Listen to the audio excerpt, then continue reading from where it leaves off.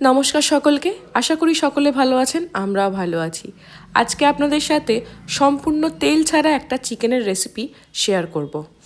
সেরকমভাবে এই রেসিপিটার কিন্তু কোনো নাম আমার জানা নেই। এর আগে একদিনকে আমি এটা বাড়িতে বানিয়েছিলাম সম্পূর্ণ তেল ছাড়া, দেখলাম বেশ ভালো হয়েছিল খেতে, তাই আপনাদের সঙ্গে আজকে একবার শেয়ার করছি।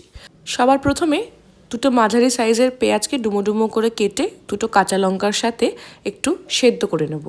এরপর মিক্সির জারের মধ্যে সেদ্ধ পেঁয়াজ, কাঁচা লঙ্কা, সাথে 2 চামচ সাদা তিল, 2 চামচ ভাঙা কাজু, সামান্য আদা বাটা, রসুন বাটা আর 2 চামচ টক দই সবগুলো একসঙ্গে বেটে নেব।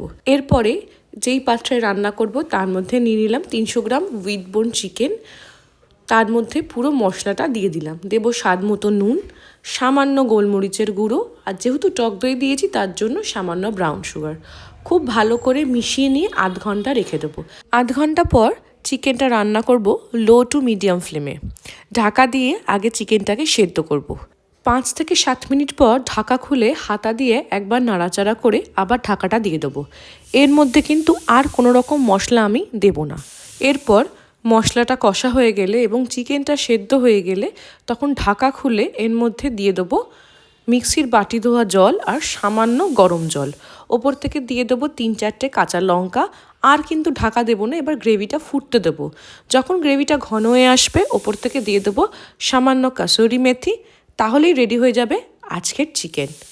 এই চিকেন ভাত বা রুটির সাথে সার্ভ করা যেতে পারে। আজকের ভিডিওটা এখানেই শেষ করলাম। সবাই ভালো থাকবেন, সকলকে ভালো রাখবেন। দেখা হচ্ছে পরের ভিডিওতে।